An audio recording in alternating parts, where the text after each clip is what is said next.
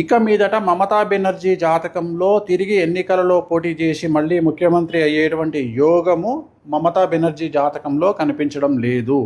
కానీ బెంగాల్ జాతకంలో, పశ్చిమ బెంగాల్ జాతకంలో, రాష్ట్ర జాతకంలో ఖచ్చితంగా మళ్ళీ ఈ ఎన్నికల్లో గెలిచినటువంటి పార్టీ అంటే బీజేపీ పార్టీ ప్రభుత్వాన్ని ఏర్పాటు చేసినా కూడా ఖచ్చితంగా రాబోయే సంవత్సరంన్నరలో ఖచ్చితంగా రాష్ట్రపతి పాలన విధించేటువంటి అవకాశాలు కనిపిస్తూ ఉన్నాయి. కారణము బెంగాల్ రాష్ట్రానికి సంబంధించినటువంటి, పశ్చిమ బెంగాల్ రాష్ట్రానికి సంబంధించిన జాతకం పరంగా రాబోయే సంవత్సరంన్నర పాటు మమతా బెనర్జీ జాతకంలో 2027 సెప్టెంబర్ వరకు అష్టమ శని నడుస్తూ ఉంది. సో ఖచ్చితంగా అలాగే రాష్ట్ర జాతకరీత్యా 2027 సెప్టెంబర్ వరకు అర్ధాష్టమ శని నడుస్తూ ఉంది.